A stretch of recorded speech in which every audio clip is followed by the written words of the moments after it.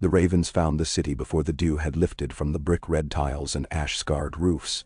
They came in a black rush from every quarter of the realm, their wings worrying the pale light, their shadows scissoring the cobbles of the street of silk, the street of steel, the fish-stained piers, and the crooked steps that climbed to the red keep.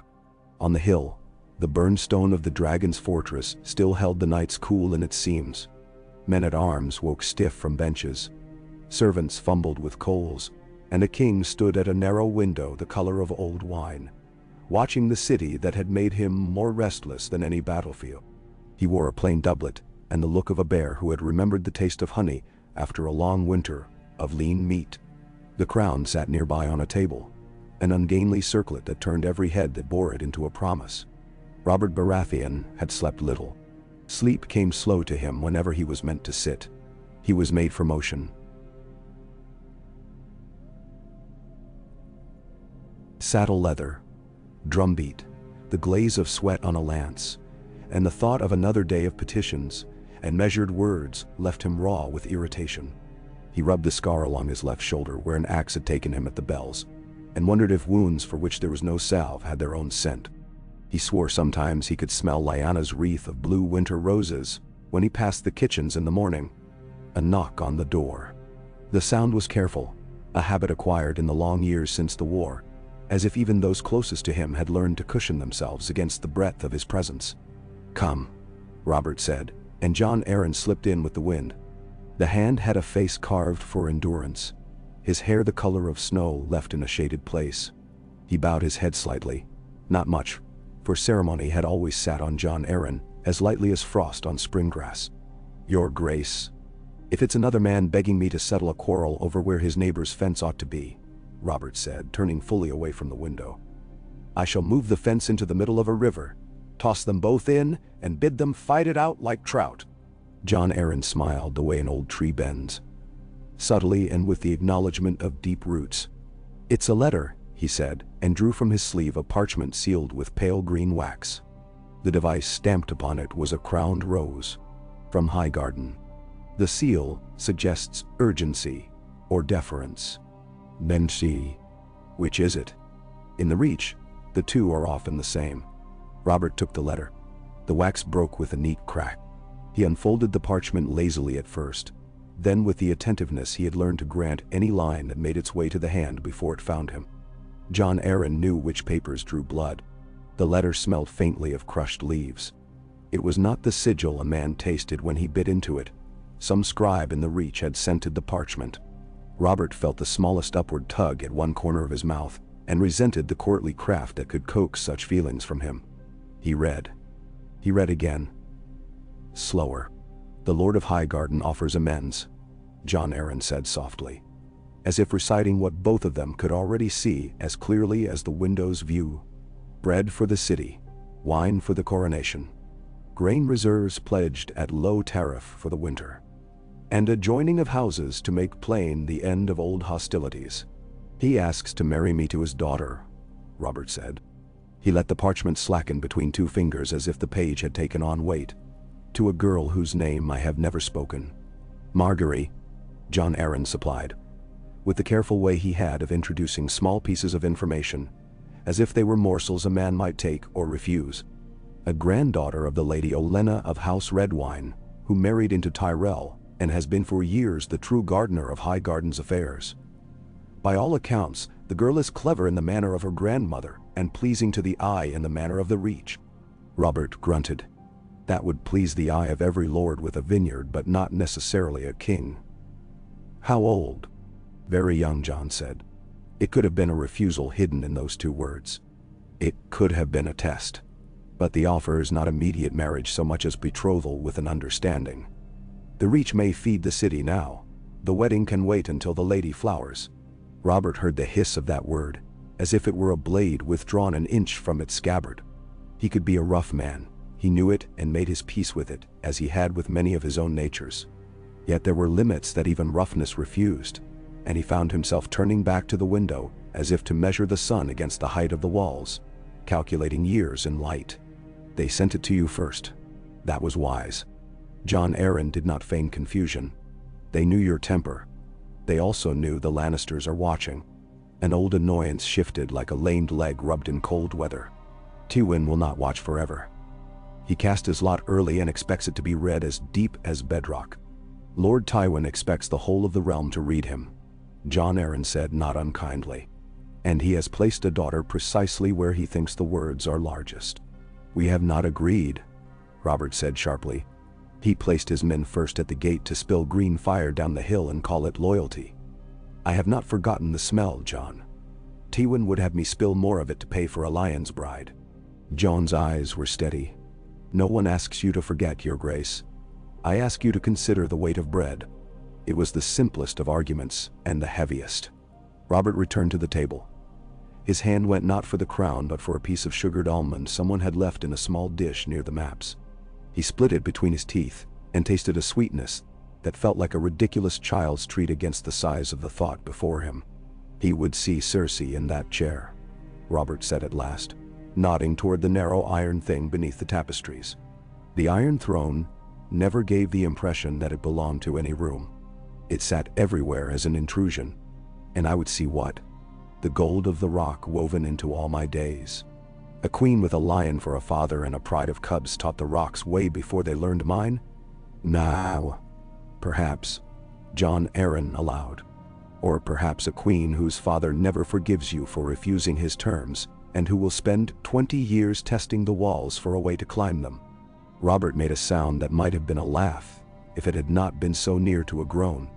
Bread and roses, you're telling me. The city remembers the siege. They remember a boy lord with a hard jaw and a long brother who would not yield a gate. They remember a woman who saved them onions and the taste of them when the pot was empty. They will also remember whoever fills their bellies this winter. I know how men remember when they are full. Men so. Jon Arryn inclined his head. It is a hard thing to win a realm and a harder thing to feed it. Robert let the green-scented letter lie. He did not put the crown on his head. He did not summon a page to have the small council convened. He walked out into the morning corridors of red stone and iron sconces like a housemaster who needed to see with his own eyes which window stuck and which stair moaned. Servants flattened themselves against the wall as he passed, their eyes skimming the floor not from fear so much as habit. In the yard he paused, took in the sight of the practiced swords clattering, and Barristan Selmy's pale hair like a small flag among moving men, and then strode on again until the air changed. Below the outer curtain the smell of the city lifted to meet him. Tanner's pitch, fish, the odd sweetness of spilled wine fermenting where it ought not. He descended by the gate where he had first come into King's Landing as victor, and made himself remember that the cheering then had not been only for him. It had been for a promise that none of them could see. For the thought of a day next summer when children would have more bread than today, when a man could buy a new pot or throw an old one away without thinking of it. Bread, he said aloud to no one, and the gate guards glanced at one another for a moment, and then stood straighter as if they had been inspected. When he came back to the Solar an hour later, Jon Arryn had arranged the table not with jewels or that iron circle but with maps and 3 letters. The one from Highgarden, another from Casterly Rock, waxed dark as spilled blood, and a third from the Eyrie that smelled faintly of mountain thyme, even though no scribe could have intended it. They sat with the significance of 3 roads. Robert took up the letter with the lion's head. He read Tywin's hand, measured, unornamented, the text as merciless in shape as in content. It spoke of alliance. It spoke of stability. It spoke of debts incurred to end the war, and debts a wise king would honor with more than words. It spoke of Cersei's virtues with a father's firm pride, devoid of simpering. It spoke as if the conclusion had already been reached. You have only to step where the stone is laid. He let it down. Jon Arryn offered no counsel until asked. It was a quality Robert prized as much as he chafed at it. If I declare a betrothal to the Rose, Robert said, the lion will show his teeth. Then we will learn which of them bite. You mean to feed my belly with such amusements, Robert said, and some warmth crept into the edge of his voice. Is that the way of it, old man? Toss the stag 2 beasts to lower his antlers at, and let him choose which will make better sport. 2 beasts, Jon said quietly, and a field full of hungry men who do not care for sport. The decision was not made in that moment. Decisions are seldom made in moments, even in stories where men stand up and declare themselves. It was made over hours, and then over days, in the sound of carts rolling up from the south with barrels of grain and dried apples and sacks of barley. It was made in the look of Pycelle as he inhaled and spoke of tariff schedules, and in the sober mathematics scratched by Varys on a small slate behind his voluminous sleeves. It was made in Stannis' mouth, which never seemed at ease unless pronouncing a hard number. It was made in Renly's laugh, and the way it warmed a room like a hearth, even when it carried no authority at all.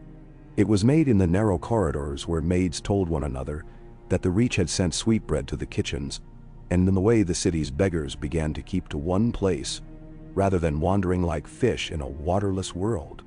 The parchment was replied to in Jon Arryn's hand, but with Robert's voice. The king set his seal to a promise. When the Lady Margaery reached her majority, he would take her to wife. In return, Highgarden would carve the path to that year, as if to a wedding grove, strewing it with bread rather than blossoms. The letter went with a raven sleek and black as polished jet. That evening Robert sat on the outskirts of a feast that had the shape of celebration, but not its color. He drank, because he always drank in rooms where men tried to please him. He ate, because there was meat, and he had been proud once of the way he could devour an entire haunch. He laughed when Renly told him a story, and later he smashed the stem of a goblet flat on the table and called it a scepter. It was only when the room thinned and Barristan drew nearer in a courtly guard's geometry that Robert stopped pretending he had not been thinking of blue roses all night. In Highgarden, an old woman sat with a cloak over her shoulders against the evening drafts and listened to her son praise himself. "Bread and wine," Mace Tyrell declaimed, one hand lifting as if he was about to bless a city. "We will feed the king and his people. The streets will speak of how the Reach saved King's Landing from its own hunger.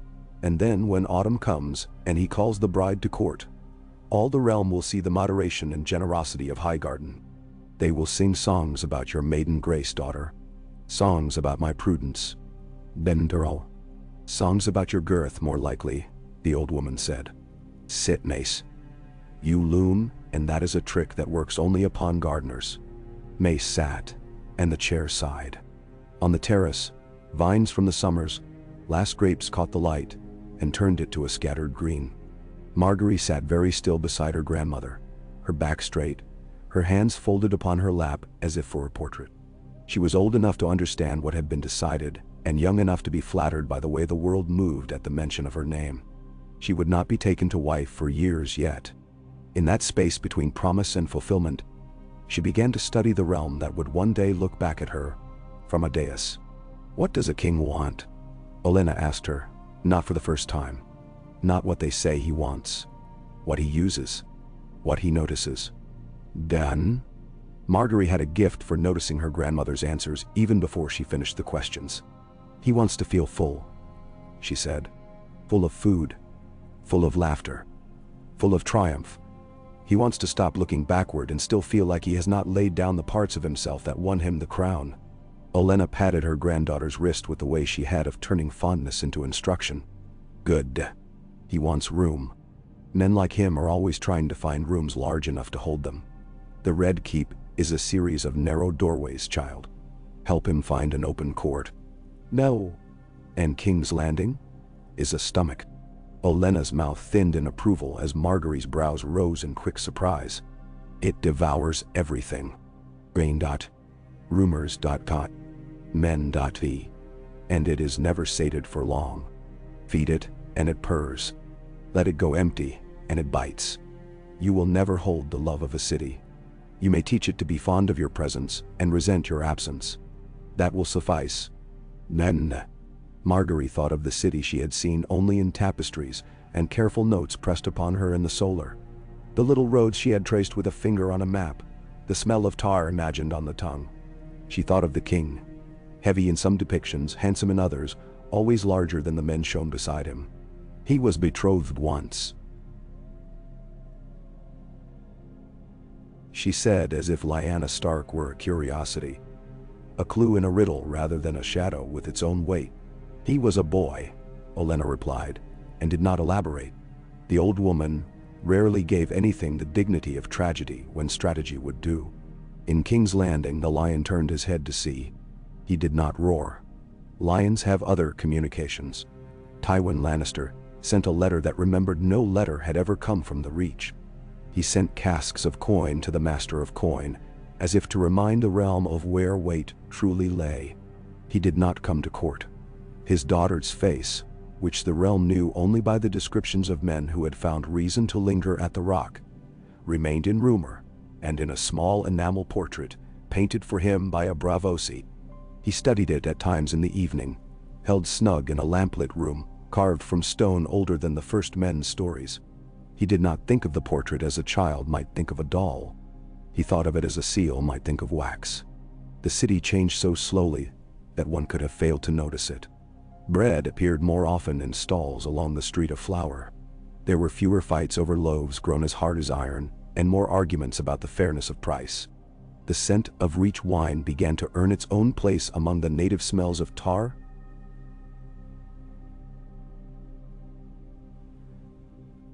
smoke, and onions.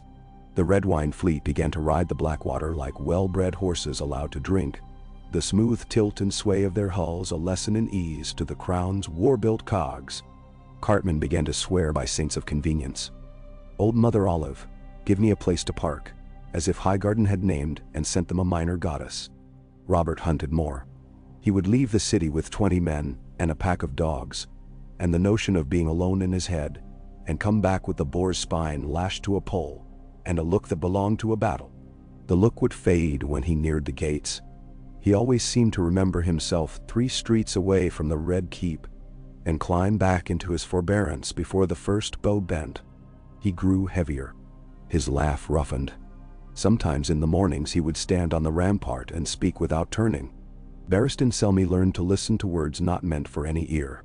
The king would say, "The weight of victory is 4 times the weight of armor," or, "My brother bears his anger like a psalm. I am more honest, and it has made the both of us fools." Once he said, "I never thought of winter roses as a smell you could lose and still smell," and Barristan, who had smelled 100 last scents, thought he understood. Stannis came up from Dragonstone when summoned and stood in the small council with his jaw like a crenellation. He had never forgiven the Reach for the siege of Storm's End, nor himself for surviving it by onion and deceit. He regarded every ship that flew a red twin grape cluster as a reminder that pride and pragmatism are cousins who do not meet except at funerals. The red wine fleet offers escort at cost to merchants bound for Gulltown, Varys murmured one afternoon, the words like silk pressed against wool. It would pacify pirates in the stepstones and ease the uncomfortable attentions of Lysine captains who feel that wars end only when their purses are filled twice. "They offer escort now," Stannis said flatly. "They will offer price increases later. If they intend to make themselves the legs under our chair, I propose we recall that legs can be shortened." "Nah. Dragonstone breeds such poetry," Renly said under his breath. Unable to leave a quip be even when he knew it would break itself on his brother's armor. Stannis did not turn. He did not have to. The air itself told Renly he had been heard. Jon Arryn soothed no one. He arranged the numbers so even men who felt themselves above such petty scratches could see that bread and ships bought time, and time bought possibilities, and possibilities were the coin with which kingdoms were made livable. The years gathered themselves like the folds of a banner. The betrothal became a fact so accepted that even those who had sworn it would never stand learned to speak of it as if it had always been so. Margaery grew from a girl who memorized local crops and the names of fish to a woman who understood the moods of men by the way they sat down at table. She learned her Reach dances and the slower, more ceremonial measures of the Crownlands. She learned where to place a hand upon a wrist so as to keep a man from rising too fast without seeming to restrain him. She learned the look that told a servant to bring water rather than wine, and the other look that gave a man leave to drink himself clean for a single night. She learned the names of the small gods women invoke when they want their wombs to welcome, and the names of the herbs one takes to ensure they do not. She learned from Olenna the art of saying the truth as if it were flattery, and the art of saying nothing as if it were an answer. "Do not try to replace a ghost," Olenna said once, and for the only time placed a gentleness around Lyanna's name. "No woman can replace what exists mostly in a man's own mind. Give him rooms where the ghost does not fit. Fill them with noise." Noise. Margaery tilted her head. Laughter. Music. Children. If the gods are kind or willing to be cajoled. Failing that, a training yard close enough to the royal solar that he can hear the clack of staves and imagine himself beating his cousins. Margaery christened a dozen small alms quietly as spring seeped into King's Landing after a stubborn winter. The Queen's Loaf did not yet exist because there was no queen. Instead, there was the Maiden's Loaf, and the baker who made it said a girl had saved him a debt when he fell behind and could not pay his flour man. No one could prove this because the baker's son told the story as if it had happened to him, and the flour man told it as if he had offered the indulgence first. The Maiden's Loaf cost 1/2 of what the crusty brown loaves cost elsewhere, and the bread was pale and sweeter than the city's common wheat. Women bought it first. Then men who pretended they were only buying it for children tried it themselves and declared it too soft before returning for another. In the map room, Varys made a note on an unimportant scrap. "The baker on the street of Flour has removed 2 benches so that people can stand closer to the heat." By the time the city's bells rang for the wedding, summer had walked into King's Landing with a miner's confidence, its heat striking sparks from stone. The procession from the river was a garden. Flowers rode on every plank of the red wine barges, trailed from every pole, were threaded into the manes of horses until even the most impatient stallions seemed pacified by the scent. 1,000 hands held small posies to crush and throw into the road when the litter passed. There had been other queens, and there would be others to come. But the city felt, at least for that day, as if it were falling into the softest possible bed after a long march. The Red Keep's old sharp lines wore garlands like conquered spears. Robert's black beard had grizzled with the years, but his smile had not lost its ability to light the front of his face and throw the rest of him into boisterous shadow. He wore a mantle that made a joke of dignity and a stag brooch, large enough that Renly had told him it looked as if it might leap and skewer a guest. He had answered, "Let it," and laughed so loudly the hall took the sound and kept it, pressed it into its stones as a memory of a good noise. When Margaery stepped into the sight of a city she had rehearsed for and imagined and courted without seeing, there was a brief stillness. It is not the place of queens to take breath away. Breath is reserved for shouting names, catching children, stifling grief. Yet the city inhaled. She wore something that could pass for simplicity in the eyes of those who needed such stories. A gown cut with the clean lines that flattered without fuss, its green the green of living vines, its embroidery small enough that only those close could count petals. Her hair fell in the style that septas call modest and courtiers call made for poems. She smiled and did not show all her teeth. She looked at the people as if each of them was the most interesting person she had ever seen for the space of one heartbeat. Even those too far away to catch her eye believed themselves briefly favored by this sorcery. When she took the king's hand, Robert felt the surprising coolness of her fingers despite the heat. He bent to her. The words were said. The old gods, if any had come down from the north to listen in the taper's light, sighed away into the pine smoke. The 7 were invoked. Music unspooled. At some point, a girl he had seen only as a word ceased to be an idea and joined him as a fact. He lifted her hand high, and the hall roared, and in that roaring some men heard bread, and others heard wine, and others heard the soft padding of a lion's feet circling and circling beyond the light. At the feast afterward, Margaery ate sparingly, because there is dignity in not appearing greedy, but she drank water with lemon and allowed her grandmother to frown at her from 3 tables away. Robert drank enough for 3 men, and then found the bottom of the flagon with a surprise that turned into a challenge. She did not stop him. She did not lean in with a white hand and a soft look and try to coax him from the cup. She saw him, and saw also the court's eyes upon him, and did what she had decided.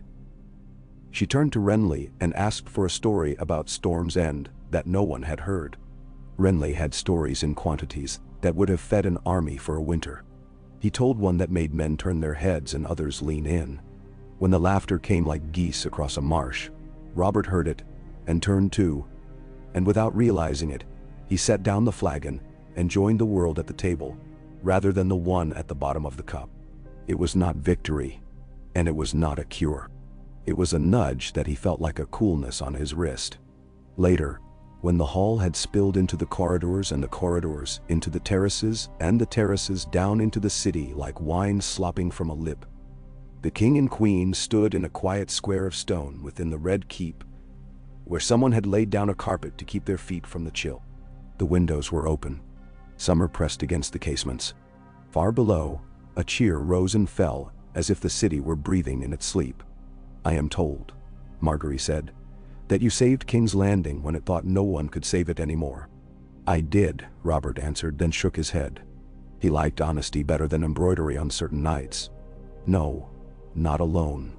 Men of the storm saved it, men with long backs and longer tempers. A smuggler saved it, bringing onions through a cordon of ships. Stannis saved it by being too stubborn for sense. And all of it would have been for nothing if the city had not wanted to be saved." "Cities always want to be saved," she said. "They just want to be paid afterward." He barked a laugh, as unroyal and alive as anything he had been in years.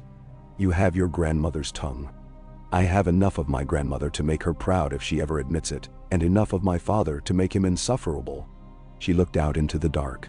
"I have not your knowledge of battles, but I have had to learn the battles people fight when no one is looking.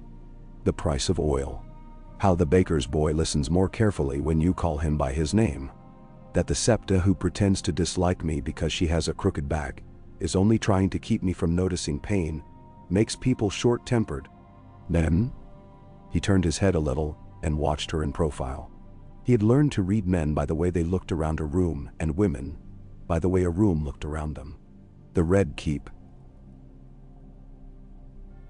Spiteful old stone. Pilfered its compliments like a miser, but even it softened a line when she stood at a window. "I always thought queens were made of water and light, and the right words to draw men through doorways," he said. "You are made of questions." "I am made of thorns," she said, and for the first time in days he saw Olenna in her fully. "And petals, when I must be. If your enemies are too drunk to see one, they will remember the other. If your friends are too polite to name either, they will still find both useful."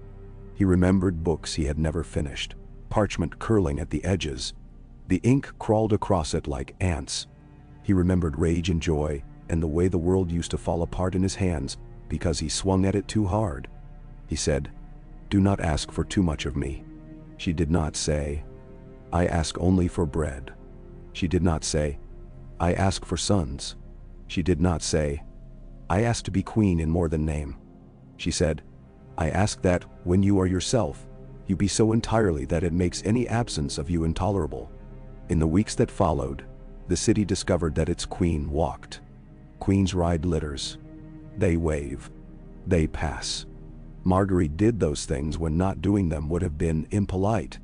But she also set out with 6 guards and a woman in a plain cloak, and the old grandmother when the day was not too hot, and she walked. She walked the street of flour where men made bread as if it were a prayer. She walked the street of sisters where women made mended lace good enough to go to sea. She walked into a courtyard where a boy had cut his foot on a shard of amphora and waited until the blood stopped. She spoke to merchants and to men who did not have that name for themselves. And in her walking, a simple thing happened that might have been the shape of stability. People changed how they stood when they saw the crown. They did not drop to their knees as if caught stealing. They shifted their weight to the foot that did not hurt and pulled in their bellies and listened. Robert, who was not built for walking slowly through streets, found other ways to live inside the city he belonged to. Margaery brought laughter to him when his mood sat too long in the solar. She brought fights to him in the yard, ordered and boisterous, and for bragging rights rather than mummer's gold. She brought Stannis to him with a problem that could be solved with numbers rather than stubbornness. She brought Renly to him with a list of tournaments slated for Harvest's End, and a set of prizes that would make men come out of the hills. She also learned to leave him alone, which is half of any love that survives courts. On a hot afternoon, Stannis came to the small council with Paxter Redwine at his side, a man who managed to look mild even when he spoke about moving fleets as if arranging flowers. They had a map of the stepstones spread out between wine rings and seal scrapings. "The Lysine have begun to tax traffic to Mire," Paxter said, his finger moving along a border that had never been settled by anyone but pirates. "They call it a safety fee. They will call it a war chest soon enough. If we want to keep Gulltown and Old Town in conversation rather than complaint, we should be seen as a presence there." "Now, you propose patrols," Stannis said. He seemed to pull the word out of a grating, as if it had snagged. "I propose guardianship," Paxter replied, with the softness of the Reach hiding a calculation as flinty as any from the Rock. "If Highgarden bears the cost of 2 squadrons, and the Crown bears the cost of 3, with Dragonstone contributing men who know these waters." He inclined his head to Stannis without a drop of oil in it. "Then we will make the route safe enough that pirates will go short, and merchants will grow plump. There will be music in King's Landing when plump merchants return." Varys smiled behind his sleeves. The Master of Ships and the Lord of the Arbor singing in chorus. What a season this must be. Stannis did not smile. He looked at his brother, then at Jon Arryn, and then at Margaery, who had been invited to sit in a corner with her embroidery, as if to learn policy by osmosis. She had set the needle aside and was watching the men with the undramatic concentration of a woman taking in a weather report upon which the harvest depended. "This is a good plan," Stannis said, and the room felt the interest that attends a man who complains for sport but admits advantage without sparing himself. "It will drain gold. It will therefore require a change to how we take coin from those who have it to pay those who need it. If the Crown assures the city that its merchants may travel safely, the city will pay in the way it prefers, by not realizing it." "And how does the city prefer not to realize it?" Renly asked, curious. "Dock fees, tolls, a smoothing of tariffs so the man who sees a half-copper today does not notice it, has become a copper by next autumn.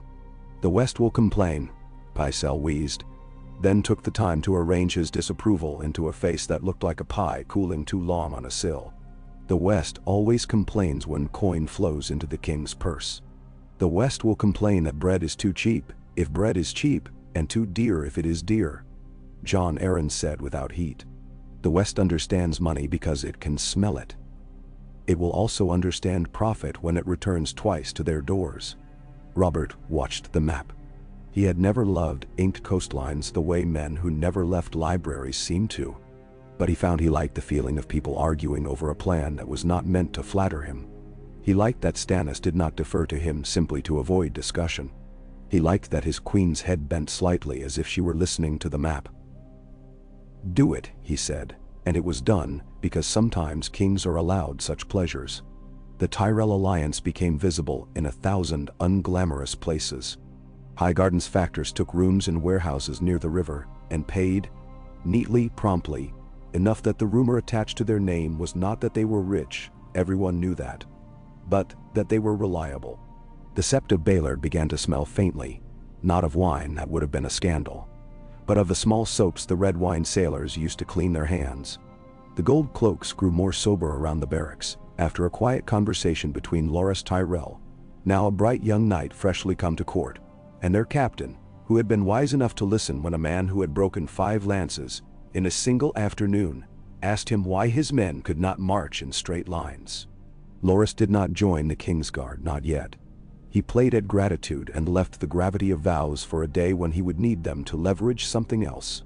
Olenna sometimes referred to him as a Vas, beautiful, expensive, and useful for making a room feel easy. Cersei Lannister married. The Rock was never a place to leave assets on the shelf. She was wedded to a bannerman whose pride could be broken in a quiet room, and whose talents extended no further than keeping a stable book of accounts and a hand on his cups. The realm did not notice. A single man broke his heart over it, Jaime Lannister, who had never been freed from his vows when Robert ascended because the king, led by Jon Arryn, had decided that oaths made in youth bind a man into honor he must grow into. Jaime drank more. He smiled more. He became more famously cavalier at tourneys, and in his own head counted the ways duty could be made into a stage. Tywin watched and did not sigh, because men like him do not give themselves that mercy. In the north, Ned Stark read the letter that told him his friend had wed at last, and sat long under the heart tree with the paper in his hands. Catelyn came to him there because she knew he loved the company of her quiet. When she placed her hand on his shoulder, he covered it with his and said, "It will be good for him, perhaps," which was a prayer and not a prediction. He thought of the Reach as a smell and a song, and hoped the song could be heard all the way to the Dreadfort, where men understood stability not as harmony but as chains. Winterfell sent grain in the autumn as a wedding gift. It was a small gesture compared to the Tyrell largesse, but it pleased Margaery more than any jewel. She wrote back a letter that did not flatter the North for its cold virtues, but spoke of warmth instead. Catelyn read it and smiled, and showed it to Sansa, who traced the loops of the Queen's hand with a finger, and for the first time imagined herself into a world where a woman's pen could be as mighty as a man's sword, because girls do not always need to learn the oldest lessons first. There were missteps. There are always missteps. A Tyrell cousin spoke too quickly in council, and made it seem as if the Reach meant to own the city through kindness. A man in the Street of Steel wondered aloud if a queen who smiled so often remembered what a smith's hands looked like, and said it in front of Margaery by accident. She smiled still, but the smith's wife had the sense of it, and found a way to have him apologize by bringing a gift of buckles to the castle, with a note that mentioned his wife's eye. Robert sometimes forgot that monarch is not a synonym for monument, and disappeared for days into hunts that left the city, wondering if kingship could be kept in a larder like venison.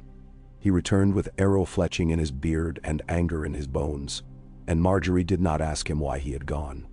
She obsessed instead over a thing small enough to be her own: the placement of shade trees in the square before the dragon pit, where people waited for carts to arrive. Shade makes tempers patient. The project became a joke in court, and then in 3 summers' time no one remembered it had been hers because it seemed so obvious. She placed Renly in rooms where he could be sweet without cost and important without danger. It is an art. Renly took to it as if he had always been meant to fill in the corners of a day with convivial ease. He asked people about their children's names and remembered them. He organized a contest where the prize was a cloak sewn by the Queen's women. Men who could not fight for coins fought for that, like it was a crown. He sometimes collaborated with Littlefinger, who slithered in from the fingers with a fox's grin and a new arithmetic for the realm's deficits.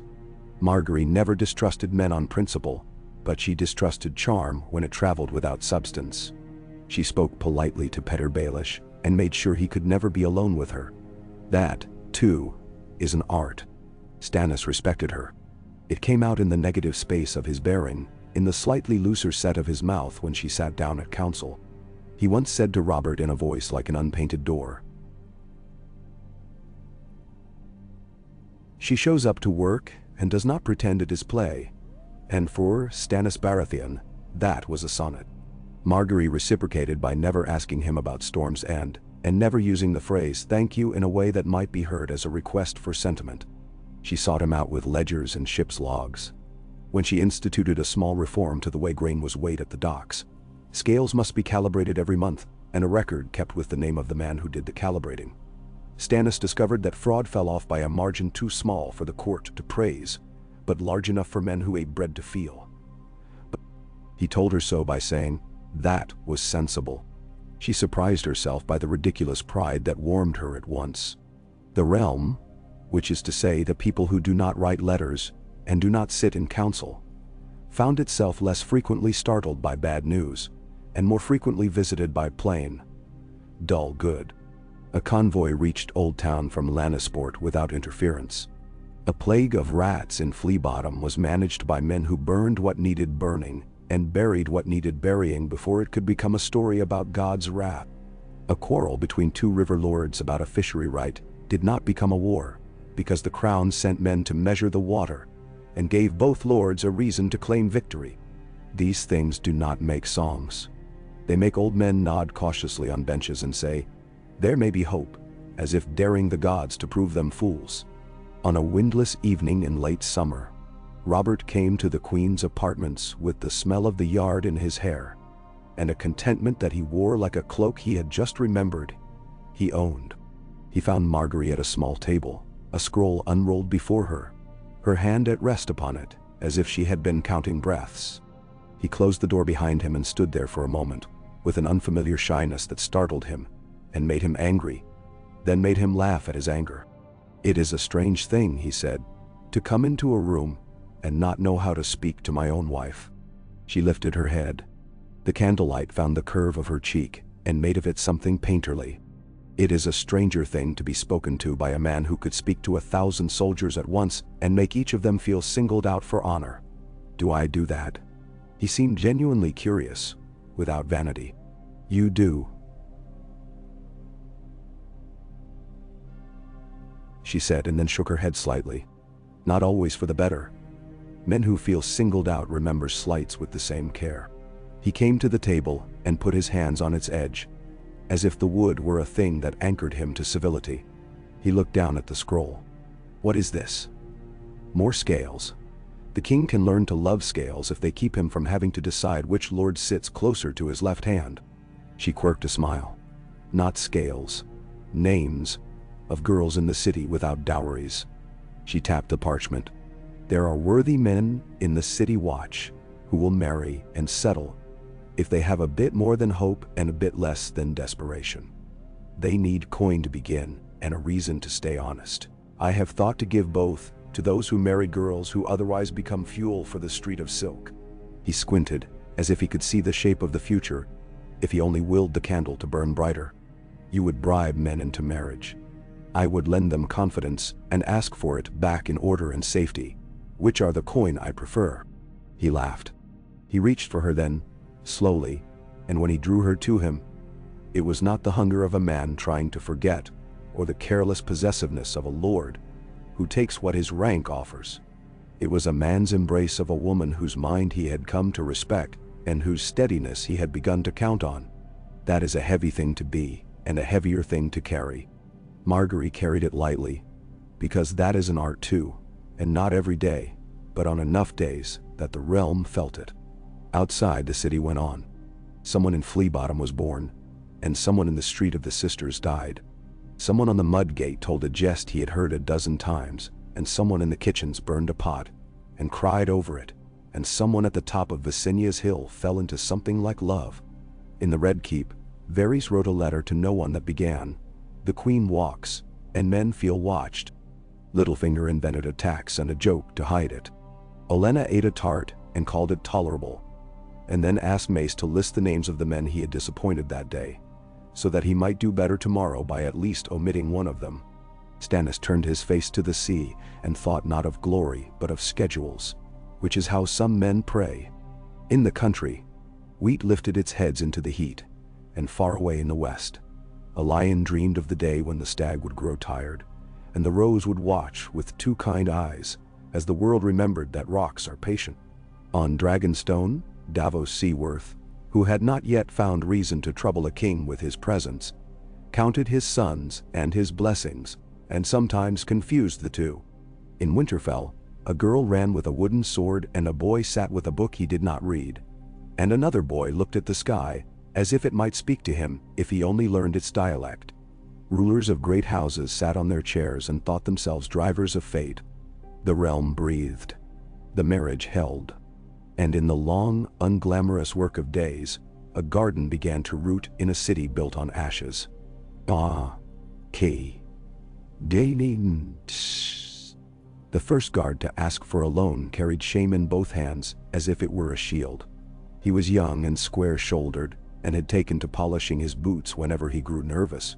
He held his cap flat against his chest and stared at its rim, as if the stitched leather could answer for him. "It's not. I've 2 months put by," he said, and cleared his throat because his voice had learned to carry in the street, and had forgotten how to be small in a queen's chamber. Only she's a good girl, and her father's had a run of bad fishing, and it would set us on a clean road, your grace." Margaery asked him the questions a factor would ask rather than a lady. The name of the girl, the street where her father bought hemp for his nets, the name of his sergeant.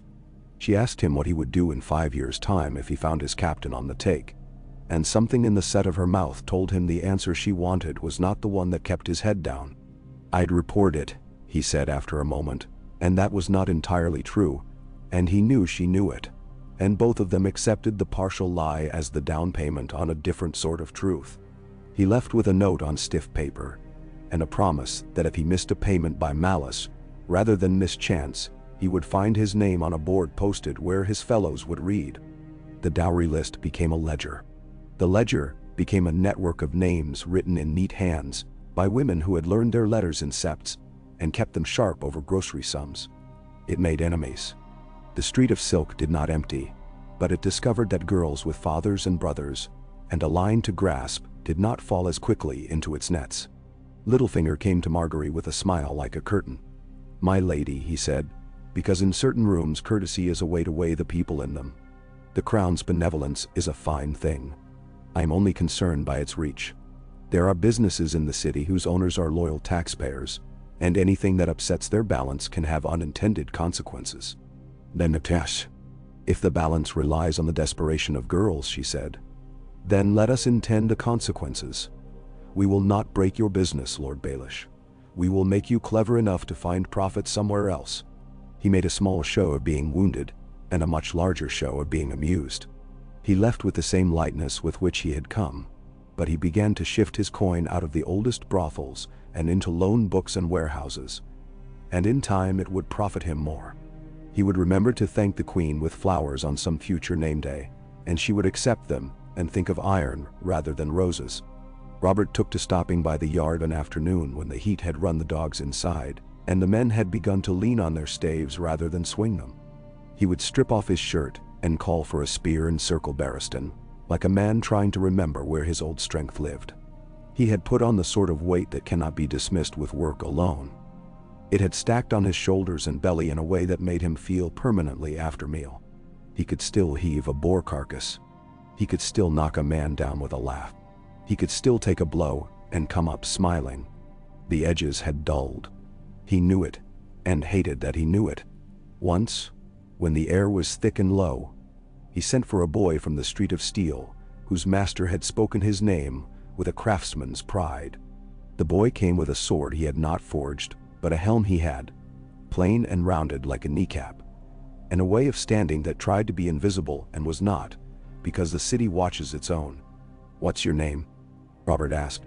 "Gendry," the boy said, keeping his eyes not quite on the king's face, fascinated by the nearness of a man whose picture he had seen carved into turnips and pinned up in taverns. "You made that?" Robert reached for the helm the way he reached for dogs, with a roughness that was half test and half treat. "Yes, your grace." The king turned it in his hands. The metal held the light like a drink. He tapped its rim and heard the note he wanted. "A good piece," he said, and then, because some impulses in him were rooted so deeply they had become instinct, he added, "What did your father do?" "I don't know," the boy said. It was not defiance. It was a flat place where other boys' words grew. He did not blush. He did not look to the side to see if truth ran there. Robert handed the helm back and felt the ghost hand of a truth that had the weight of a thrown rock. He had scattered a number of children very nearly into shadows. The city made of them what it could. He told himself, as he always did, that any kindness he tried to offer them would be worse than none. He told himself that boys grew to men by finding their own hands. He told himself many things that were not quite untrue. Margaery heard the story later when it came to her with other small city news, and she sent the boy's master a single purse wrapped in plain cloth and a note that said only, "He will be asked to make swords one day. Teach him what iron forgives." The first time she sickened, the city discovered how much of its breath it had learned to take on the rhythm of her steps. The queen took to her bed with a light that hurt her eyes. She could not keep fish down, and could not stand meat, and sent away trays with their covers lifting steam into the room. And Olenna said, "Good, because old women understand omens as affection in disguise." The women of the court moved around Margaery, with a care that made even the ones who disliked her soften their faces. The men did what men do when the word quickening is whispered behind sleeves. They grew blustery in halls and gentle by mistake. Robert was afraid. He had brawled with fear often enough to mistake it for a friend, but this was a thinner thing that slipped under doors. He kept his feet moving. He went out early and returned late, and sat by her bed in the evenings, with a hand that could be very gentle when it remembered how. He did not pray because prayer was something he had always assigned to others. He did bargains instead the way he had on campaigns. Give me this hill, and I will leave that tower. Give me this life, and I will drink less. Give me this air, and I will sit longer at council. The city learned the news because Ravenry runs one sort of river and kitchens run another, and it is kitchens that feed gossip into mouths. The maiden's loaf rechristened itself. The baker had little patience for ceremony. And for a week, there were tiny cakes given out for free to women with toddlers, each stamped with a simple crown. Margaery told the baker later that he was foolish. She also sent him a cask of good flour. When the pains began, she took them with the same stillness with which she had taken men's gaze in halls. She bled. The child did not keep. That night, Robert went down to the yard alone and stood there in the heat that did not lift. He did not break a post.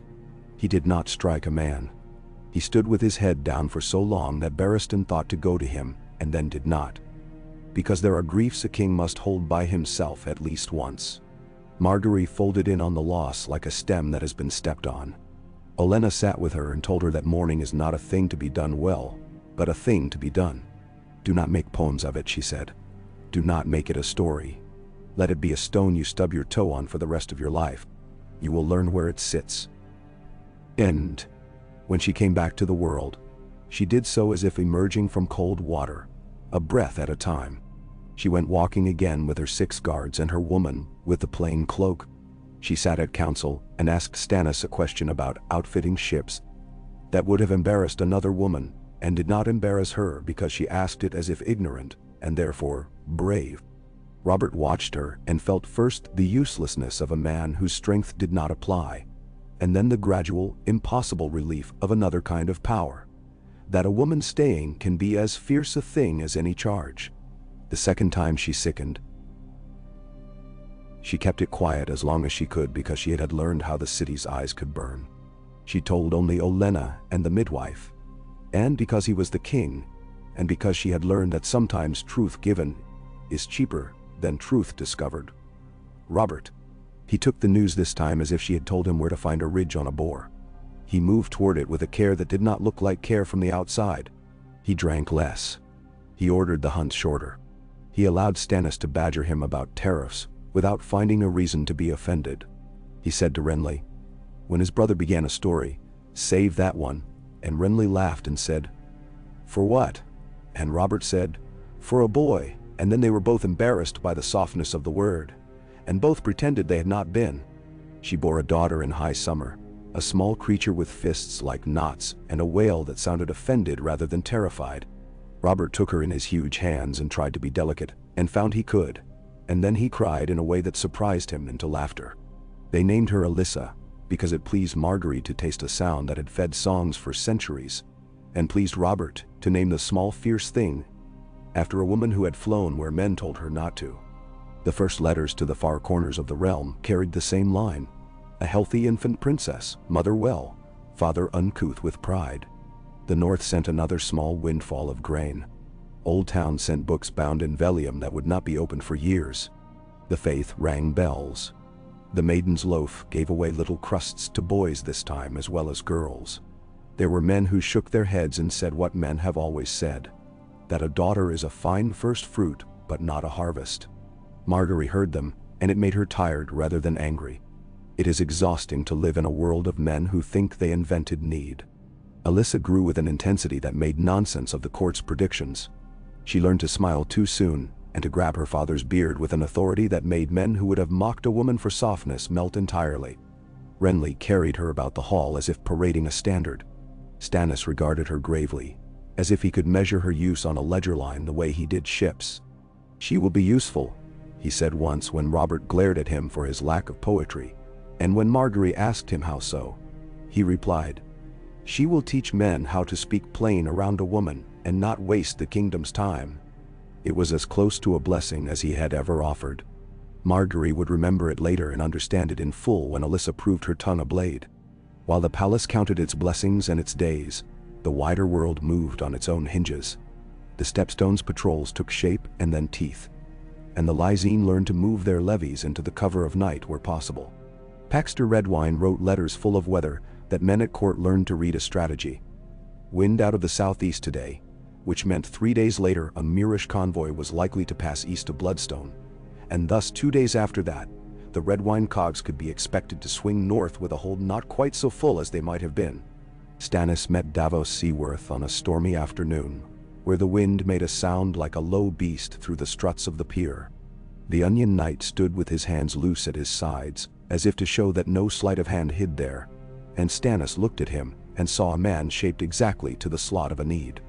"I can trust you not to lie," Stannis said, which was the heartiest compliment in his garden. "Can I trust you to be wrong in good faith rather than right by accident?" "You'll have both in the same day out of me on my bad days," Davos replied. "But I'll tell you which is which. That's what you want." So Davos began to sit at the edge of rooms where he did not belong, and to leave them knowing why he had been there. Margaery greeted him when their paths crossed in those corridors, where those who make policy meet those who must enact it, and she took a liking to his caution and his bluntness. He told her once, at her own prompting, about onions at Storm's End, and how they had kept boys from dying in a castle that smelled of old hunger. "And Stannis made you a knight," she said, "and you followed him after." "He gave me just what I was owed," Davos said. "No more. It's safer to follow men who think that way. The ones who swaddle you in gratitude tend to want to keep you in that cloth." "And no. Do you miss smuggling?" she asked, because it was a human question and not a political one. "Every time I see a ship leave harbor without me," he said after considering the courtesy of honesty, "I feel my heart like a man who heard a song he knew once and cannot catch the words." The letters from Pentos came, as they were always going to. Varys brought the first to the table with a look of mild interest that did not fool anyone who had learned to read him. "A marriage brokered under Illyrio Mopatis' roof," he said, letting the words flutter like a fan he could keep himself cool with later. "A girl who calls herself Daenerys Targaryen, given to a horse lord whose braids are long enough to shame lesser men." Robert's jaw went hard as an anvil being readied for a blow. The room shifted around him. There are some names that make more room for themselves than they should. They throw their shadow ahead. Jon Arryn sat very still. Pycelle puffed out the little noise he makes before he says something he wants to be taken as an authority. And Margaery, watching, thought of old kettles beginning to gossip. Stannis looked at the map as if it would answer. Renly's quip died uncharacteristically halfway down his tongue. "Illyrio thinks to play nurse to dragons," Robert said, and the contempt in his voice rattled the plates. Varys made a small apologetic motion with his small, soft hand. "The Pentoshi think to play nurse to coin. Dragons are a figure of speech. Still, one hears things. The Dothraki are not a force in the way that keeps kings awake, but they are a whip that can be laid on other backs to make them jump. The free cities bicker like old wives at market. Sometimes a horse king is a useful distraction." Then let them distract one another," Robert growled. "We have winter to prepare for, and ships to put on the water, and a city that gets peevish when it is not fed on time. I will not lift a finger because some exiles wish to make songs in foreign taverns about returning." Jon Arryn shifted, the only sign of discomfort he allowed in public. "It is not the songs that trouble me," he said. "It is the purse behind them. The Iron Bank has long arms. Illyrio's arms are as long as his tables. If men who think themselves wronged can be kept cheap, their dreams are an economy. But when men begin to spend on them, that is when you must reckon cost." Robert looked at Margaery then, as if the question would be cleaner if she answered it. She did not pretend to innocence. "What do we gain by killing a girl across the sea?" she asked, a plain voice in a room that liked to gild its own sentences. "A night's sleep, perhaps, until we wake into another rumor. The Dothraki do not cross the narrow sea. They are not comfortable on ships. The man who marries her gains a name that sounds very well in his own camp and not at all in ours." Then Robert's hand flexed. He wanted to swing at something. It was in him as surely as meat was in him. "If you are wrong," he said to Jon, Not to her, because he could not bring himself to throw that kind of weight at a woman who had given him a daughter. We pay in blood that knows the road to our doors. If I am wrong, Jon Arryn said, I will say so first and loudest. If I am right, then patience buys us a cheaper victory than any assassin's blade. Then, damn. The room divided in the way rooms do when reason has the better argument, and fear has the better grip. Stannis made a case for vigilance. Varys made a case for informants. Renly made a case for jokes that did not quite land, because even he felt the shape of the old hatred exhaling in the king. In the end, because it is often the way of good governance when marriages are well made, the decision was a compromise that did not offend honor too deeply. No assassins, but eyes. No coin for poison, but coin for ships that could put men in the right places on the right nights to watch the wrong ones. It did not satisfy Robert's blood. He stood afterward in a colonnade that smelled of old stone and lemon oil and told the empty air, I should have killed every last one of them. And then he hated himself for saying it, because he was talking to a ghost that had never been his to touch. Margaery found him there and did not argue with him. She only stood beside him as if he were a man on a narrow ledge and she had come with a rope. And after a time he climbed down into himself. Tywin Lannister sent a cup of gold. It arrived in an oaken box, the lid carved with lions, the inside lined with velvet black, enough to drink light. The cup itself was heavy and exquisite, its rim laid with enamel so thinly that it would wear smoother with time. There was a note, not in Tywin's hand. He did not waste his hand on courtesies, but composed by a man who had mastered his voice. May your cup never be empty. It was a Lannister benediction that could be read either as kindness or as threat. Robert looked at the cup and laughed. He thinks I am a cask, he said, and poured wine into it that evening and drank it off, and then filled it with water and did the same. When he set it down, he said to Margaery, I sometimes wonder if the old lion loves anything. He does, Margaery said, but he never feeds the things he loves in front of anyone. He learned a long time ago that to show hunger is to show how to starve you. Do you fear him? I would be a fool not to be wary, she said. But fear is a coin men like him prefer to spend themselves. He will not get mine for free. Jaime Lannister braided the mane of his gelding in the stables that smelled of hay and old sweat and apple peels.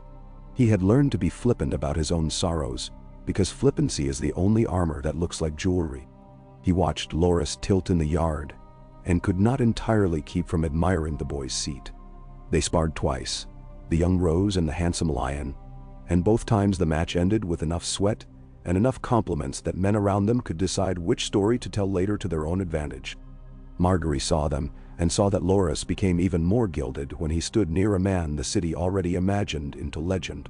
She liked Jaime for his courtesy, and distrusted him for the way his eyes slid sometimes to the nearest exit, as if he were counting paces.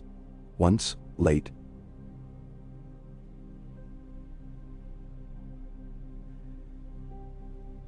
she found him at the end of a corridor where the torches guttered, standing half in shadow like a boy waiting to be called in from play. They spoke of nothing for a moment. The weather that had turned mean, the yards that had turned to slop. And then he asked her, with a candor that did not flatter him, Do you regret it? The crown? The man attached to it?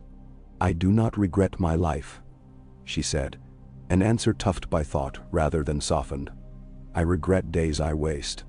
There are fewer of those than you might think from the outside. Then, he smiled that weary smile that had made more ladies than was wise try to save him from himself. There is a generosity in you, he said, that would shame most kings. There is a bitterness in you, she said, and if her tone had been crueler, it might have brought tears to eyes that pride kept dry.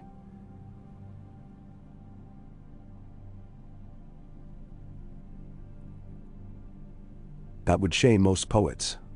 Do something with your days, Sir Jaime. They are not a punishment. He laughed then, genuinely. The Queen rebukes me like a septa with a sense of humor. Will you rebuke your husband this way? No. Only when he is unbearable. She left him with the torchlight making a lion's ghost on the stone. Dorne sent a delegation in a month without omens. The party came by sea into the Blackwater, sly and sundark, their banners saffron and red. Oberyn Martell walked at their head, the sand beneath his sandals replaced by the resilient bounce of southern boots that had learned the feel of cobbles. He was laughter, carved to a narrow edge. He bowed so low to Margaery that it made a joke of humility, and when he straightened his eyes were full of the assessment of a duelist. "What are your weapons, and do you keep them oiled?" "Your Grace," he said, "you make of this city a place that looks as if it has been scrubbed. That is an achievement only a madman or a woman could attempt." "You flatter me," she said, and did not smile more than was politic. "I will take it as the compliment it is to my servants." They ate in a room draped for summer, the walls wearing light like a new gown. Doran Martell had not come. He rarely did. His brother drank a cool white from the arbor, as if testing it for poison, and then, upon deciding it was tolerable, ceased to be cautious. He sat at Robert's left and told him a story about a fight in the Water Gardens that made Renly laugh his honest laugh, and made Stannis cough into his cup and look miserable about it. After the laughter, the talk turned as it must to the past, and Oberyn, whose tongue had been known to turn a banquet into a battlefield, chose a gentler road than he might have. "There are debts," he said, and the room cooled as if someone had cracked the casement and let night in. "And there are accounts. This city does not owe my sister her life. That was not done by these hands, and not done in this hall. But the realm owes itself the keeping of the law, and the law says that when high lords behave like butchers, they must be treated as such." Tywin's name did not pass his lips. It did not need to. Robert took another swallow of wine and set the Lannister cup down, with a sound that made men look. Margaery's face did not change. Jon Arryn spoke first. "Justice requires evidence," he said, as if saying it could manufacture it. "And evidence is a timid animal around old lions." "Then the realm must grow cunning," Oberyn replied. "My brother is a patient man. I am not. I came to look you in the eye and see how you breathe when the word Dornish is said." "Like any man in summer," Robert said. "With thirst." The quip spared them both, and the meal unknotted. Yet the words lay down like gravel underfoot, and the next morning, when Margaery walked, she noticed men from the city's small Dornish quarter, looking at the Red Keep with a peculiar calculation, as if to measure it for shoes. In Winterfell, Ned Stark sat at table with Catelyn, and read a letter from the Queen that spoke of newborn fingers, and the things men do to treat joy as if it were fragile. They walk softly, they speak softly, and then, when they are alone, they allow themselves to shout. He felt in himself the same gratitude for distance that had sometimes shamed him since the war. He loved his friend more cleanly when he loved him from far away. The North sent south not just grain but furs, and a pair of hounds bred for patience, and an ugly carved cradle that Catelyn insisted be sent anyway because it was the work of a man who had given his time, and time is not ugly. The Watch sent fewer men. That autumn, the roads north saw honest levies and honest thieves headed toward the wall, but in a number small enough that the men of the Night's Watch began to count leaners on their benches and ask quietly whether Hawthorne had eaten more than his share. Benjen Stark wrote a letter in a hand that looked like a man's walk through a snowstorm, and said simply, "We do what we have always done. We watch. We mend cloaks. We teach boys where to put their feet. If you can spare more boys who can be taught where to put their feet, spare them." Ned read it and set it by, and later, when the stores were counted, sent 2 wagons of oats and a bag of small knives, and a boy who had stolen bread 3 times, and looked relieved to be sent somewhere with rules. Lysa Arryn did not poison anyone. She loved her husband with a desperation that made her sharp with others and soft with him. And little Robert, her boy, all tremor and fever, grew as he grew in any world, precious and ill-conceived as a future for a great house. Littlefinger paid her the attentions of a man who feels his boyhood hope still alive, and she fed that hope like a pet whose teeth she trusted. Jon Arryn, who was far from blind and far from cruel, managed his household as he managed the realm. By looking 6 moves ahead and trying to pretend surprise when any piece did not go where it ought to. The Stepstones' adventure bred a new kind of man in King's Landing. Sailors with red wine coin in their pockets and songs in their mouths that named crown captains, as if they were cousins. It bred also a new kind of thief, nimble and foreign, and the city learned to catch them with nets rather than swords. Bronze Jan Royce, visiting on a matter of glassblowers, remarked to Margaery as they walked the inner yard that the city felt less on the edge of a brawl than it had in his youth. "It feels," he said, and he made the word bear weight, "like someone is keeping count." "Stannis is." She smiled. "And so am I." Less visibly. "You are your grandmother's granddaughter," he said. "And a better thing besides." When trouble came, as trouble always does, it did not wear a lion's face at first, or a dragon's. It wore a salt-stained cloak and a smile that made a man want to count his teeth. A captain out of lies who had learned to speak the common tongue as if it were a knife rolled off his ship, with a story about a Pentoshi merchant who had hired sell sails for a venture that stank of dragon eggs. The eggs were there in the telling.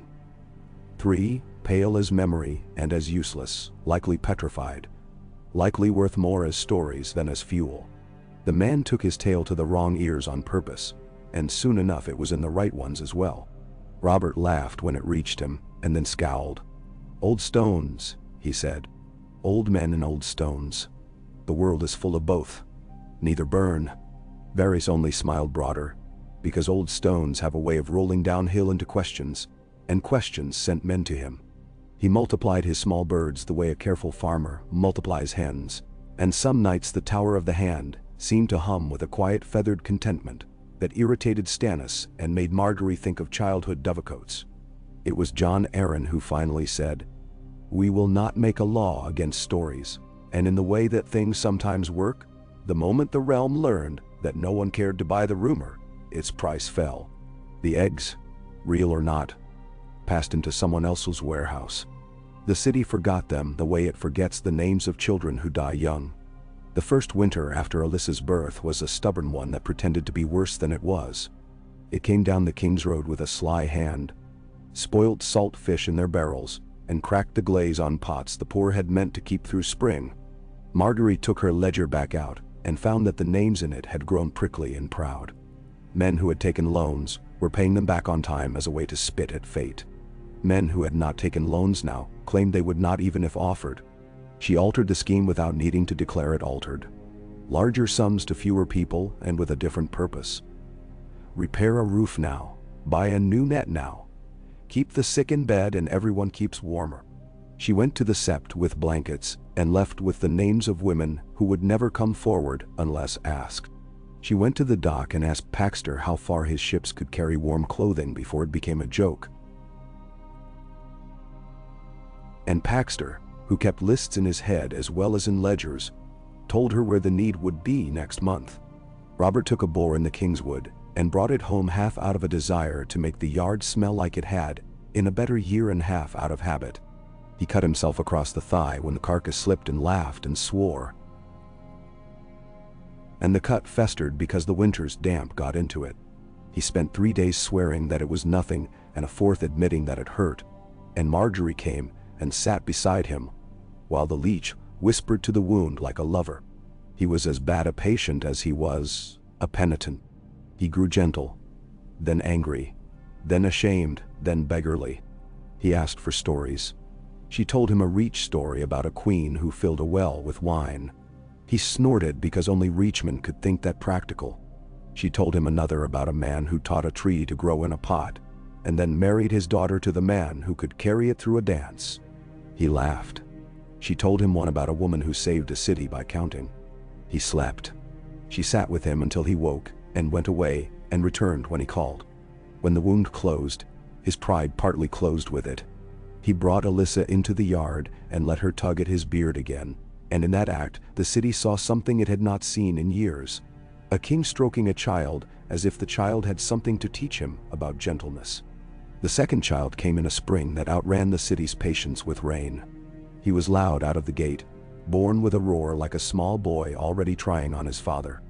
They named him Stefan, because some names are owed, and Robert walked the corridors that night like a man newly rich in a currency he had not trusted before. Men who had pledged to a crown now discovered they had pledged to a line. It is a different thing, and more binding. Tywin's letter came quickly enough that Jon Arryn had to admire the speed of the Reveners. May the gods guard the cradle. A lion coughed a companionable cough in every line. Margaery did not take her hand off the dowry ledger when the prince was named. If anything, she wrote more names into it. A city that looks away from its girls looks away from its sons. She told Olenna, whose expression said she would not give her granddaughter the satisfaction of agreement. Alyssa learned to hold her brother while sitting cross-legged on a thick rug, and sometimes she whispered at him as if telling him secrets. He would blink solemnly, and then, in an equal solemnity, soil himself, and Robert would laugh until he cried again. Loras won a tourney on the fields outside the city that summer, and came to the high table with a favor tied absurdly to his arm. He preened. He made men smile who had not wanted to smile. Jaime took him down the next afternoon in the yard, in a match that did neither of their reputations any harm. Stannis did not come to the tourney. Stannis tallied ships and tar barrels, and the number of men who had to be hanged that year for theft on the docks. He did it with a thin-lipped ferocity that made Jon Arryn sometimes wonder whether justice can love the people it serves. Margaery wrote a letter half for Stannis and half for herself. Justice must be seen as an appointment one keeps rather than a spectacle one attends. He returned it without comment. But the next year, the hangings took place at dawn in the yard with only the necessary eyes upon them. Then came a rumor that did not float, but marched. Daenerys Targaryen was with child, and her horselord boasted of the stallion who would mount the world. The room in which this was discussed had grown familiar with the shape of these discussions, a line of caution drawn in chalk, and a line of fear drawn in salt. Margaery felt a weariness that had nothing to do with childbirth and everything to do with men's dreams of boys with crowns. She pushed aside her weariness and said, "We have a prince. We have food. We have ships. We have patience we can afford because we have these things. We will not make a monster of our own fear." Robert wanted to rage. He let himself speak loudly instead. "If the Dothraki come," he said, "we will put our men in the places where their horses break their legs. We will make of the narrow sea a moat so wide they will not trouble to piss across it. And we will be ready." "Then?" Jon Arryn nodded, and something like peace flickered across his face that night when he sat with Lysa in their rooms and watched their boy sleep with his fist in his mouth. Lysa did not poison him. She merely asked, as she had asked every day for a year, why the queen sent blankets to Flea Bottom when the Eyrie had need of better kettles, and he said something kind and dismissive, and the subject went away. In the west, Tywin watched. He did not roar. He did not move men in columns. He did small things that, in the aggregate, made a noise. He bought grain when the price dipped and sold it in dribs when the price rose. He endowed a small sept in a mining village, and thereby secured a line of boys who might otherwise have come to King's Landing to make mischief. He sent a man to court with a talent for disgust and a thirst for profit, and Littlefinger taught the man where disgust could be turned to coin.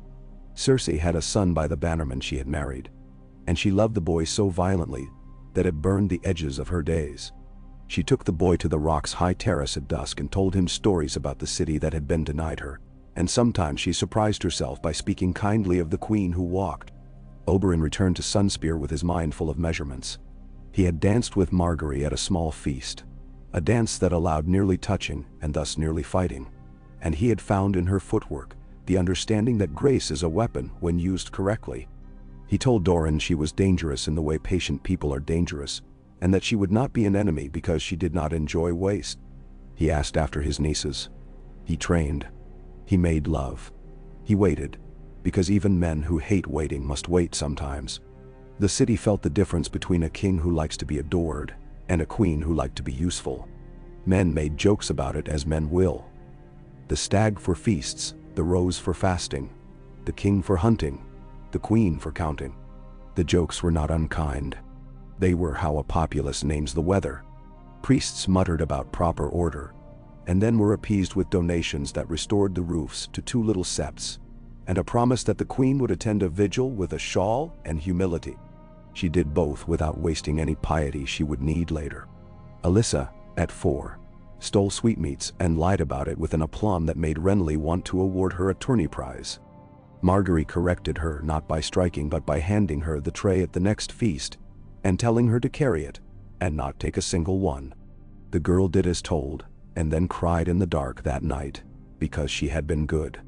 Stefan grew into a sturdy boy with knees perpetually scabbed and a willingness to throw himself at obstacles. He fell often and learned to get up with a snarl that made Stannis, privately, very fond of him.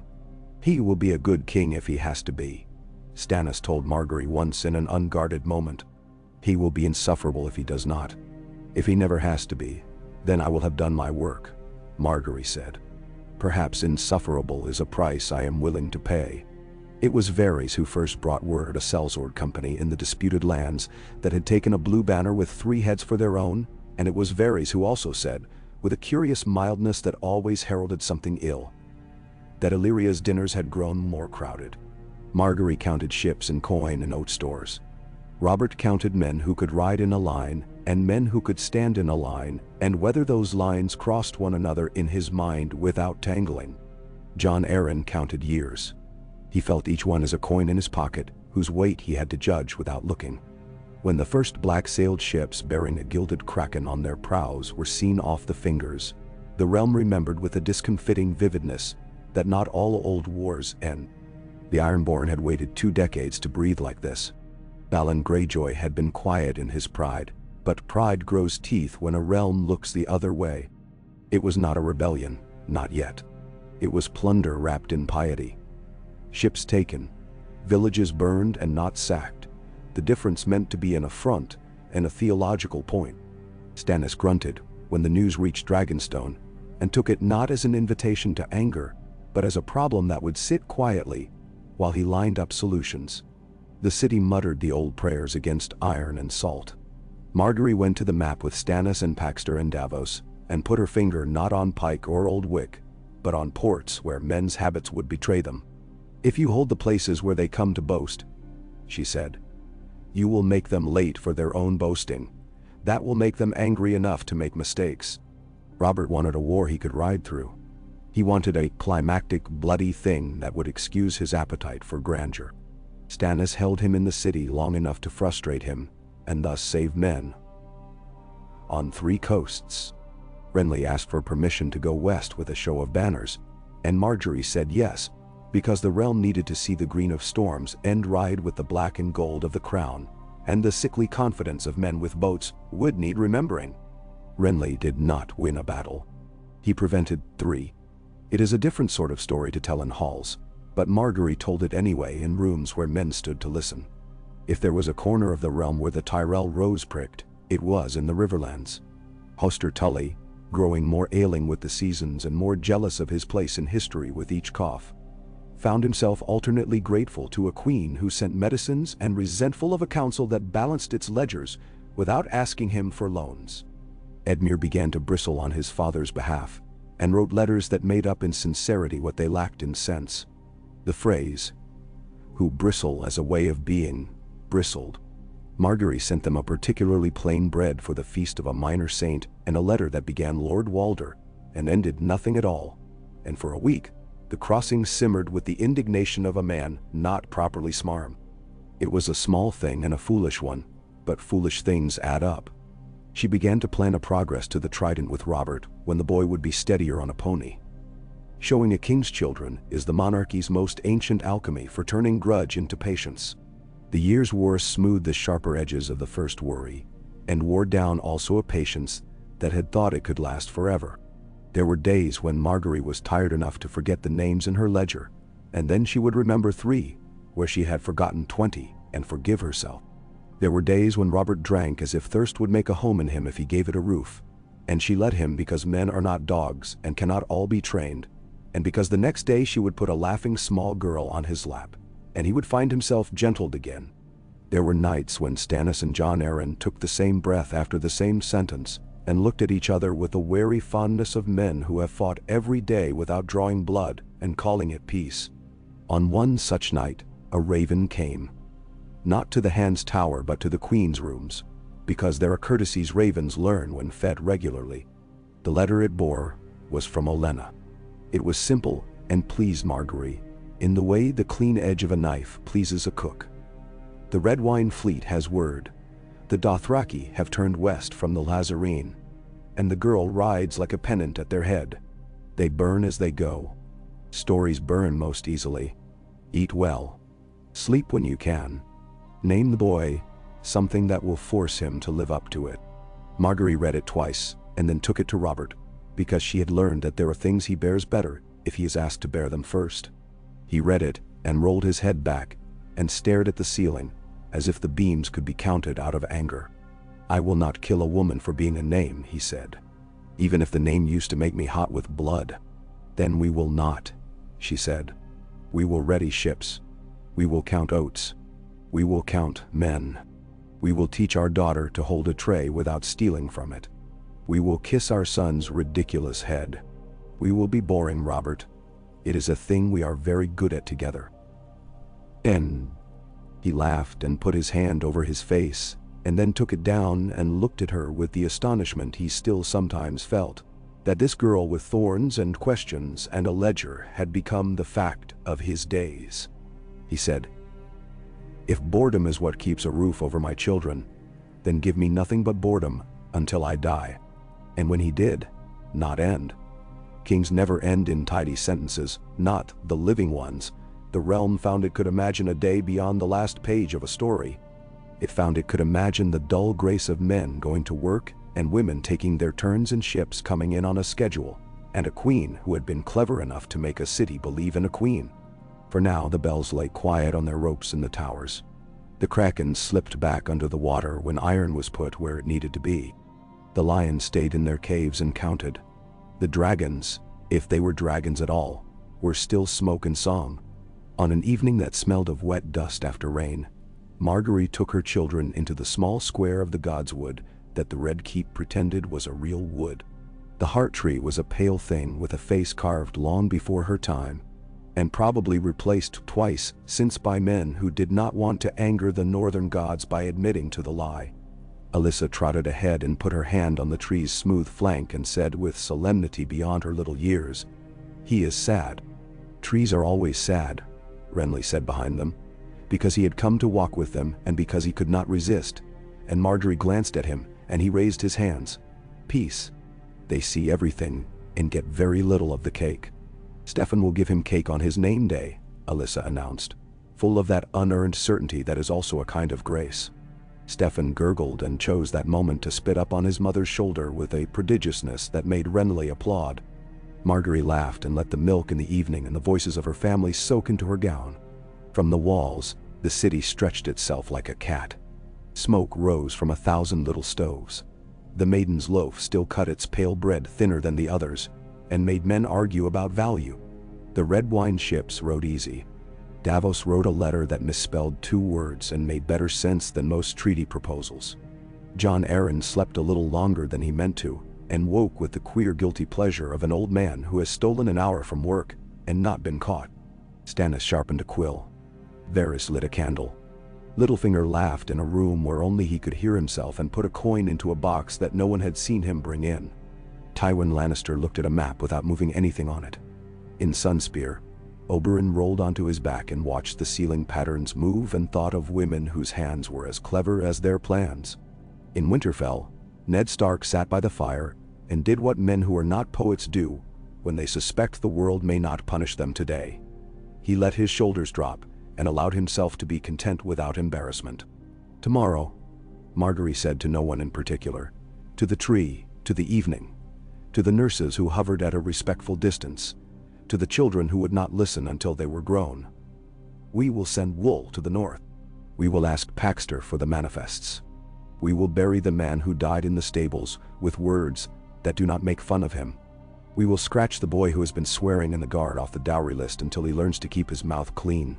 We will ask Stannis about the scales again. We will remember the names. We will remember the names." Why now?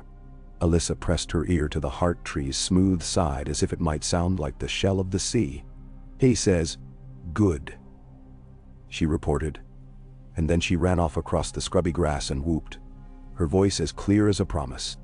Night came down with a hand like a mother's on a child's forehead, checking for fever and finding none. The queen turned, and the guard fell into their small movements that have the rhythm of prayer. The king sat in a chair built to make backs ache and watched his wife cross a court none of their enemies had remembered to control. The realm, for a little while, discovered it could be itself without bleeding.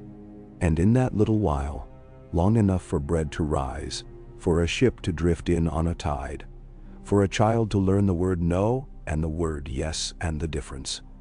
The world kept its shape because two people had insisted on the dull, difficult miracle of stability. Beyond the walls, beyond the river, beyond the sea, a girl with a name like an old song pressed her hands to her belly and thought about the man who had been promised to her, and the horse she had learned to ride until her thighs were corded like rope. She looked at a horizon that held no castle she had ever seen and said, without meaning to, the word home. The wind carried it nowhere anyone from King's Landing could hear. The wind carried other things instead. The smell of yeast and the lamplight laughter from the street of flour, and the coppery tang from the smiths where a boy named Gendry hammered a band into the right shape and stopped to hold it to the light, surprised by how briefly pride could warm a cold room. The next day both kinds of work would begin again. The one that made speeches and the one that weighed flour. The one that held councils and the one that kept to ledgers. The one that made kings and the one that made it possible for kings to be better than boys in antlers. The stag slept. The rose held its petals through the night. The city, not ungrateful, slept too.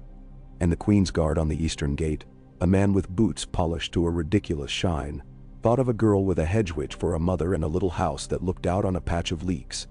And the guard shifted his spear and stood up straighter and resolved to make his payment on time.